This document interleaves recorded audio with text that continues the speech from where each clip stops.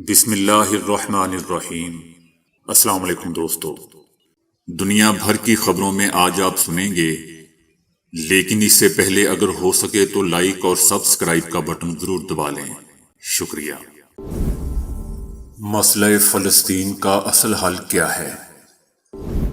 سابق صدر ٹرمپ کے گھر پر ایف بی آئی کا چھاپا۔ شمالی وزیرستان میں فوجی قافلے پر حملے میں 4 جوان شہید۔ نواز شریف کا خط منظر عام پر آ گیا۔ مودی حکومت کے خلاف بھی ایک تحریک کی ضرورت ہے، راہل گاندھی۔ امریکی وزیر خارجہ روسی اثر و رسوخ کم کرنے کے لیے افریقہ کے دورے پر۔ ایران ویانا میں جاری مذاکرات میں یورپی یونین کی جانب سے پیش کردہ ایک حتمی متن۔ حکومت کا ناکام ایجنڈا عمران خان کو نااہل اور نواز شریف کو اہل کروانا ہے، شیخ رشید احمد۔ برفیلا روڈ جہاں سیٹ بیلٹ لگانا ممنوع ہے، بھاگا ہوا شخص کیسے واپس آ سکتا ہے؟ تو آئیے چلتے ہیں اب خبروں کی تفصیل کی جانب۔ فلسطین سے جبری جلا وطن کیے گئے لاکھوں فلسطینیوں کو فلسطین واپس آنے کا حق دیا جائے۔ تمام فلسطینی جو سن 1948 کے فلسطینی حیثیت شمار ہوتے ہیں، ایک ریفرنڈم کے ذریعے اپنی قسمت کا فیصلہ کرنے کا حق رکھتے ہیں۔ یہ حق بھی مقامی فلسطینی عوام کا ہے کہ وہ سن 1948 کے بعد باہر سے لا کر بسائے گئے صہیونیوں کو فلسطین میں رہنے کی اجازت دیتے ہیں یا نہیں۔ یعنی ایک ریفرنڈم کے ذریعے فلسطین کی قسمت کا فیصلہ کیا جائے۔ عمران خان نے فلسطین میں صہیونی حملوں کی مذمت کی ہے اور کہا ہے کہ 2 ریاستی حل قابل عمل حل ہے۔ عمران خان آج کل پاکستان میں امریکہ اور غیر ملکی مداخلت کے مخالف علم بردار کے طور پر واحد سیاستدان ابھر کر سامنے آئے ہیں۔ اسرائیل کو فلسطین کی سرزمین پر باہر سے لا کر وجود دیا گیا ہے اور اس ناجائز وجود کو قائم کرنے میں عالمی سازش کے عناصر میں امریکہ، برطانیہ اور مغربی ممالک سر فہرست تھے۔ فلسطین فلسطینیوں کا وطن یعنی سن 1948 کا فلسطین کہ جہاں مسلمان، عیسائی، مقامی فلسطینی، یہودی اور دیگر مذاہب کی اقوام آباد تھی، یہی اصل فلسطین ہے۔ اسرائیل صہیونیوں کی ایک غاصب اور جعلی ریاست کا نام ہے۔ فلسطین پر قابض ہونے والے صہیونی جو دنیا کے دیگر ممالک سے آ کر آباد ہوئے اور غاصبانہ تسلط قائم کر کے صہیونیوں کی جعلی ریاست اسرائیل قائم کی، وہ اپنے اپنے وطن کو چلے جائیں، جہاں سے ان کو لا کر یہاں فلسطین آباد کیا گیا تھا۔ امریکہ سمیت کسی بھی دنیا کے سیاستدان کو یہ حق حاصل نہیں ہے کہ فلسطینی عوام کی امنگوں کے برعکس بات کرے۔ سابق امریکی صدر ٹرمپ کے گھر پر ایف بی آئی ٹیم نے چھاپا مارا ہے۔ صدر ٹرمپ نے گھر کی تجوری تک توڑنے کا دعویٰ کیا ہے۔ امریکہ کے سابق صدر ٹرمپ کا کہنا ہے کہ ان کے فلوریڈا والے گھر میں امریکی ایجنسی ایف بی آئی نے چھاپا مارا ہے اور اس کے اہلکاروں نے تلاشی کے دوران ان کے گھر میں موجود ایک تجوری کو بھی توڑا ہے۔ رہائش گاہ کو بڑی تعداد میں ایف بی آئی کے اہلکاروں نے گھیرے میں لے رکھا تھا۔ یہ تلاشی مبینہ طور پر سابق صدر ٹرمپ کے سرکاری کاغذات کے استعمال سے متعلق تحقیقات سے منسلک تھی۔ امریکی محکمہ انصاف نے چھاپے سے متعلق بات کرنے سے گریز کیا ہے۔ شمالی وزیرستان کے علاقے میر علی میں فوجی قافلے پر حملے میں 4 سیکیورٹی اہلکار شہید ہو گئے ہیں۔ آئی ایس پی آر کے مطابق شہید ہونے والے جوانوں میں مانسہرہ کے رہائشی لانس نائک شاہ زیب عمر 22 سال، غزر کے رہائشی لانس نائک سجاد عمر 26 سال، کوہاٹ کے رہائشی سپاہی عمیر عمر 25 سال اور نارووال کے رہائشی سپاہی خرم عمر 30 سال شامل ہیں۔ انٹیلیجنس ایجنسیوں نے حملہ آور اور اس کے سہولت کاروں کی تحقیقات شروع کر دی ہیں۔ پاک فوج تخریب کاری کی لعنت کے خاتمے کے لیے پرعزم ہے۔ فوج کا کہنا ہے کہ ہمارے بہادر جوانوں کی ایسی قربانیاں رائیگاں نہیں جائیں گی۔ نواز شریف کا بطور وزیر اعظم بھارتی فضائی حدود استعمال کرنے کا خط منظر عام پر آیا ہے۔ مبینہ خط نواز شریف نے دور اقتدار میں بھارت کی فضائی حدود کے استعمال کے دوران بھارتی ہم منصب منموہن سنگھ کو لکھا، جس میں بھارتی فضائی حدود کے استعمال پر بھارتی حکومت اور عوام کے لیے نیک تمناؤں کا اظہار کیا گیا۔ پاکستان تحریک انصاف کا کہنا ہے کہ ماشاءاللہ میاں صاحب بھارت سے محبت کے اظہار کا کوئی موقع جانے نہیں دیتے تھے۔ کسی ملک کی فضائی حدود میں اڑنا کوئی احسان نہیں لینا ہوتا، لیکن نواز شریف بطور وزیر اعظم ہندوستانی ہم منصب کو پیار بھرے خط لکھتے رہے۔ بھارتی وزیر اعظم لاہور میں ان کی شادیوں میں شرکت کے لیے آتے رہے۔ ڈپلومیسی ہر حکومت کے ساتھ ہونی چاہیے، لیکن کسی چیز کا وقت ہوتا ہے۔ ماشاءاللہ میاں صاحب نے کوئی موقع جانے نہیں دیا۔ راہل گاندھی نے کہا ہے کہ آج ہندوستان کی آمرانہ حکومت کے خلاف اور ملک کی حفاظت کے لیے کرو یا مرو تحریک کی ضرورت ہے۔ راہل گاندھی نے کہا کہ مہاتما گاندھی کی انگریزوں کے خلاف کرو یا مرو جیسی تحریک کی طرح مودی حکومت کے خلاف بھی تحریک چلانے کی ضرورت ہے۔ انہوں نے کہا کہ اب وقت آ گیا ہے کہ جب ناانصافی کے خلاف بولنا ہی ہوگا اور آمریت، مہنگائی اور بے روزگاری کو ہندوستان چھوڑنا ہی ہوگا۔ کانگریسی لیڈر نے کہا کہ مہاتما گاندھی کی کال پر اپنی جان کی پرواہ کیے بغیر لاکھوں ہم وطن اس تحریک میں کود پڑے تھے، اور آج بھی مودی حکومت کے خلاف ایسی ہی تحریک کی ضرورت ہے۔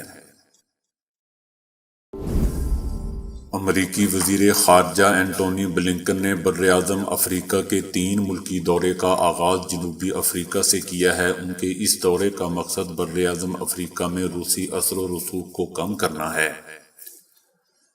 یہ دورہ روس کے وزیر خارجہ سرگئی کے گزشتہ ماہ کے اواخر میں افریقہ کے دورے کے بعد ہوا ہے۔ دوستو، یاد رہے کہ جنوبی افریقہ یوکرین کی جنگ میں غیر جانبدار رہا ہے، اور اس نے روس کی مذمت کرنے کے مغربی ممالک کے مطالبات تسلیم کرنے سے انکار کیا تھا۔ جنوبی افریقہ کی حکومت نے ایک بیان میں کہا ہے کہ اینٹونی بلنکن جنوبی افریقی ہم منصب کے ساتھ بات چیت کریں گے، اور امریکی حکومت کی افریقہ سے متعلق نئی حکمت عملی کا اعلان بھی کریں گے۔ اس ہفتے کے آخر میں وہ کانگو اور روانڈا جائیں گے۔ ان کے کانگو کے دورے کا مقصد سہارا افریقہ کے سب سے بڑے ملک کے لیے اپنی حمایت میں اضافہ کرنا ہے، جو دہائیوں سے جاری تنازعات سے نمٹنے کی کوشش کر رہا ہے۔ ایران ویانا میں جاری مذاکرات میں یورپی یونین کی جانب سے پیش کردہ ایک حتمی متن کا جائزہ لے رہا ہے۔ اس کا مقصد ایران اور عالمی طاقتوں کے درمیان 2015 میں طے شدہ جوہری معاہدے کی بحالی ہے۔ یورپی یونین نے معاہدے کی بحالی کے لیے حتمی مسودہ پیش کر دیا ہے۔ مذاکرات ختم ہو چکے ہیں اور اس پر دوبارہ بات چیت نہیں کی جائے گی۔ ایران کے جوہری پروگرام سے متعلق معاہدے کی بحالی کے مقصد سے مذاکرات گزشتہ جمعرات کو ویانا میں دوبارہ شروع ہوئے تھے۔ ایران نے کہا ہے کہ گزشتہ چند دنوں کے مذاکرات کے دوران ہم نے اپنے موقف سے دوسرے فریقوں کو آگاہ کیا ہے اور بعض معاملات میں نسبتاً پیش رفت ہوئی ہے۔ ہماری مذاکراتی ٹیم ایرانی قوم کے حقوق اور مفادات کے تحفظ کے ساتھ ساتھ فوائد کو یقینی بنانے اور دوسرے فریق کی ذمہ داریوں کے پائیدار نفاذ کی ضمانت دینے اور امریکہ کے غیر قانونی طرز عمل کی لڑائی کو روکنے کی کوشش کرتی ہے۔ شیخ رشید احمد نے کہا ہے کہ عمران خان کو گرفتار کرنا یا پی ٹی آئی کو توڑنے کی منصوبہ بندی کرنا خونی سیاست کا آغاز ہوگا۔ شیخ رشید احمد کا کہنا تھا کہ چائنا پاکستان کا بھلا سوچ رہا ہے، اس کے اشاروں کو سمجھیں۔ افغانستان کا عدم استحکام پاکستان پر بھی اثر انداز ہوگا۔ بھتہ اور حملے شروع ہو چکے ہیں، آج نون لیگ کا بیانیہ دفن ہو چکا ہے۔ شیخ رشید احمد کا مزید کہنا تھا کہ ملکی سیاست اور اقتدار سے زیادہ ملک کی سلامتی اہم ہے۔ 2 ووٹوں کی حکومت 15 اتحادی پارٹیوں کے ساتھ بے لگام ہو رہی ہے۔ ان کا ناکام ایجنڈا عمران خان کو نااہل اور نواز شریف کو اہل کروانا ہے۔ بے لگام حکومت کی عقل پر پردہ پڑ چکا ہے۔ معاشی تباہی، سیاسی عدم و استحکام، بھتہ اور تخریب کاری کا آغاز ان کی سیاست کو دفن کر دے گا۔ یورپ کی سب سے طویل، انوکھی اور پر اسرار برفیلی سڑک سے وابستہ اصول بھی مختلف ہیں، جس کی کل لمبائی 25 کلومیٹر ہے، جسے یورپ کی طویل ترین برفانی سڑک کا اعزاز بھی حاصل ہے۔ اس سڑک پر مختلف رفتاروں پہ سیٹ بیلٹ کسنا سختی سے منع ہے، اور اسی طرح سورج غروب ہونے کے بعد بھی سفر کی اجازت نہیں ہے۔ یہ ایک برفیلی منجمد پٹی ہے جو بالٹک سمندر سے ہوتی ہوئی اسٹونیا کے ساحلی علاقوں تک جاتی ہے اور وہاں تک ایک چھوٹے جزیرے ہائیوما سے جڑ جاتی ہے۔ موسم سرما میں یہاں سفر کرنا ایک ناقابل فراموش خوشگوار تجربہ ہوتا ہے، لیکن یہاں آنے والے جانتے ہیں کہ اس روڈ کے اصول بھی مختلف ہیں۔ اسی برفیلی راہ پر لوگ 13ویں صدی سے گزر رہے ہیں۔ جو گھوڑوں پر سفر کیا کرتے تھے، یہ سامان لے جانے والی شاہراہ بھی تھی، اور اسی راہ پر خوراک کی تلاش میں جنگلی جانور مثلاً ریچھ، بھیڑیے اور ہرن بھی جزیرے سے مرکزی زمین تک آتے جاتے رہتے تھے۔ آج بھی کشتی کے مقابلے میں یہ ایک تیز رفتار اور کم خرچ طریقہ ہے جس پر لوگوں کی آمد و رفت جاری ہے۔ روزانہ یہاں سے چھوٹی بڑی گاڑیاں گزرتی ہیں، لیکن یہاں کا پہلا اصول ہے کہ گاڑی کی رفتار 25 کلومیٹر فی گھنٹے سے کم ہو، ورنہ 40 کلومیٹر فی گھنٹے سے زائد ہو۔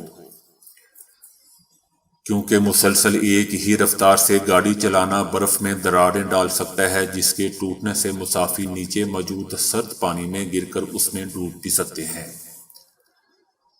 دوسری جانب یہاں 3 منٹ کے وقفے سے گاڑیاں بھیجی جاتی ہیں، اور ہر سواری کے درمیان کم از کم 250 میٹر کا فاصلہ بھی رکھنا ضروری ہوتا ہے۔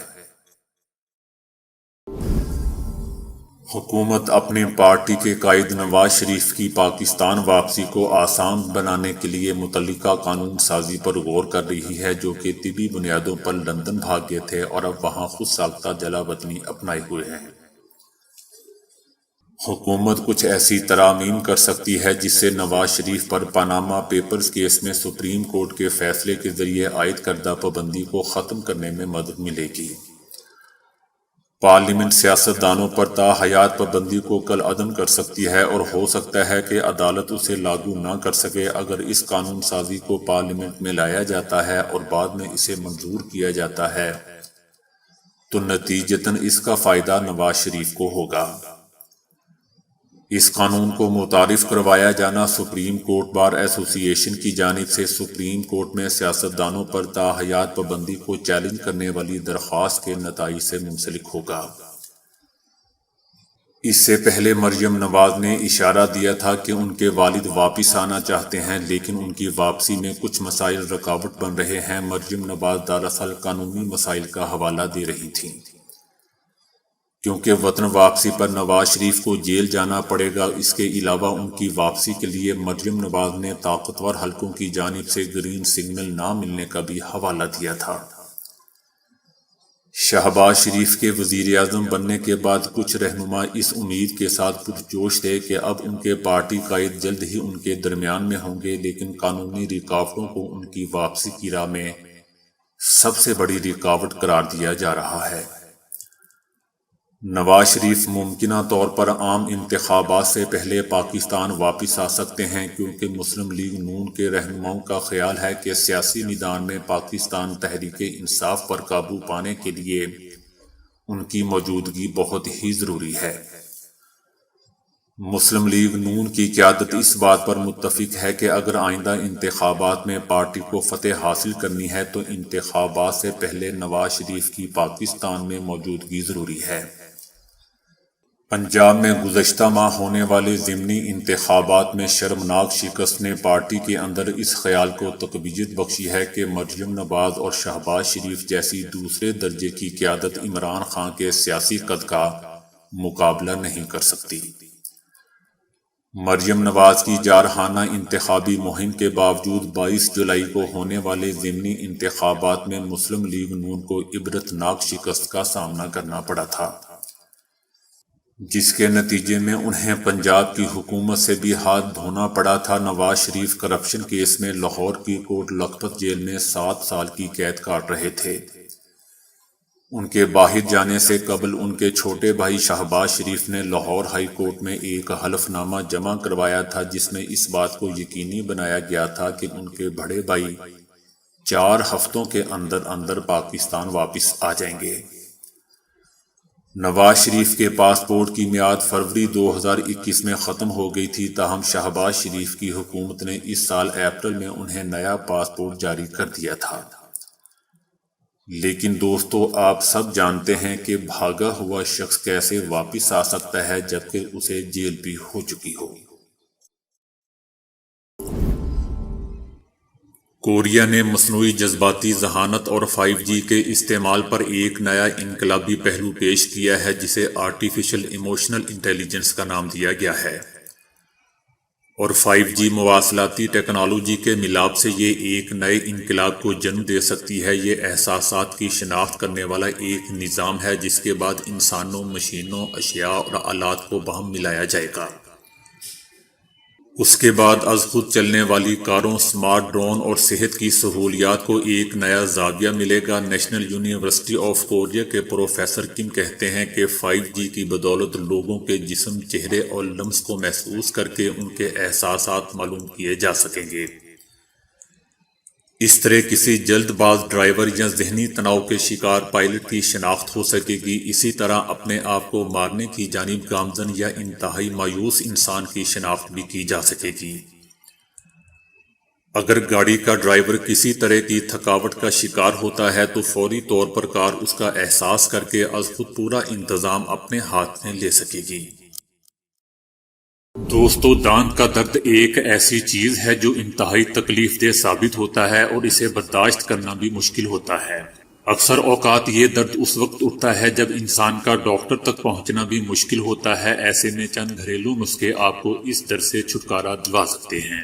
ان نسخوں پر عمل کر کے آپ کی تکلیف وقتی طور پر تو دور ہو جائے گی، اس کے بعد آپ آرام سے ڈاکٹر سے رجوع کر سکتے ہیں۔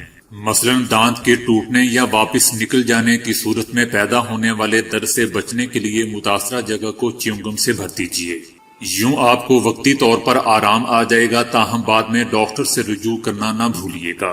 ایک چھوٹے سے براؤن کاغذ کو سرکہ میں ڈبو کر اس پر کالی مرچیں چھڑک لیں۔ اب یہ کاغذ گال پر لگائیں۔ کاغذ سے پیدا ہونے والی گرمائش آپ کے دانتوں کی تکالیف میں آرام کا باعث بنے گی۔ برف کے ایک چھوٹے سے ٹکڑے کو تھیلی میں رکھ کر اور تھیلی کو کپڑے میں لپیٹ کر متاثرہ دانت پر 15 منٹ کے لیے لگائیں۔ اس طرح اعصاب سن ہو جائیں گے اور آپ کو تکلیف محسوس نہیں ہوگی۔ نیم گرم پانی میں ایک چائے کا چمچ نمک ملا کر اس پانی کی کلیاں کیجیے۔ پانی کو 30 سیکنڈ تک منہ میں اچھی طرح ہلانا ہے اور پھر کلی کر لیں۔ یہ عمل اس وقت تک کریں جب تک آپ کو دانت کے درد میں کمی محسوس نہ ہو جائے۔ لونگ کو متعدد بیماریوں میں استعمال کیا جا سکتا ہے۔ دانتوں کے درد سے بچاؤ کے لیے بھی لونگ فائدے مند ہے۔ لونگ کے تیل کے 2 قطرے روئی پر لگا کر روئی کو متاثرہ دانت پر لگا کر چھوڑ دیں۔ کچھ وقت میں دانت کے درد سے چھٹکارا حاصل ہو جائے گا۔ پودینے کی چائے میں ایسے مقام کو بے حس کرنے کی صلاحیت موجود ہوتی ہے جہاں درد محسوس ہو رہا ہو۔ اس کے علاوہ آپ اس تکلیف میں کمی کے لیے ایسا ٹوتھ پیسٹ بھی استعمال کر سکتے ہیں جو حساس دانتوں کے لیے تیار کیا جاتا ہے۔ ایسے ٹوتھ پیسٹ کے استعمال سے آپ کے مسوڑوں کی تکلیف بھی دور ہو سکتی ہے، لیکن یاد رکھیے کہ ڈاکٹر سے رجوع کرنا بہت ضروری ہے۔ ایک بین الاقوامی تحقیق میں انکشاف کیا گیا ہے کہ بچوں کے پلاسٹک سے بنے کھلونوں میں مضر کیمیکل کا استعمال ہوتا ہے جو کینسر کا سبب بھی بن جاتا ہے۔ معروف طبی میگزین سائنس ڈائریکٹ میں شائع ہونے والے ایک آرٹیکل میں انکشاف کیا گیا ہے کہ بچوں کے پلاسٹک کے کھلونوں میں 100 سے زائد مضر کیمیکل پائے گئے ہیں۔ تحقیق کے دوران بچوں کے پلاسٹک کے کھلونوں میں استعمال ہونے والے سخت، نرم اور جھاگ والے بہت سے کیمیکلز ملے ہیں، جن میں سے 126 میں سے ایسے مادوں کی نشاندہی ہوئی ہے جو ممکنہ طور پر کینسر یا غیر کینسر اثرات کے ذریعے بچوں کی صحت کو نقصان پہنچا رہے ہیں۔ یونیورسٹی آف ڈنمارک کے محقق ڈاکٹر پیٹر کا کہنا ہے کہ ان مضر کیمیکلز میں سے 31 پلاسٹائزر اور 8 نقصان دہ خوشبو والے کیمیکل بھی موجود ہیں۔ اور کئی ممالک میں ان کھلونوں میں کیمیکل کے استعمال کی روک تھام کا مؤثر نظام موجود نہیں ہے۔ اس تحقیق میں تجویز دی گئی ہے کہ پلاسٹک کے کھلونوں پر اس کی تیاری میں استعمال ہونے والے کیمیکلز کا نام لکھا ہونا ضروری ہے، اور ساتھ ہی مضر خوراک پر نظر رکھنے والے ادارے کی طرح ایک ادارہ پلاسٹک کی تیاری میں مضر کیمیکل کے استعمال کو روکنے کے لیے بھی ہونا چاہیے۔ تو دوستو، ابھی کے لیے اتنا ہی۔ ویڈیو کو لائک اور شیئر کرنے کا بہت بہت شکریہ۔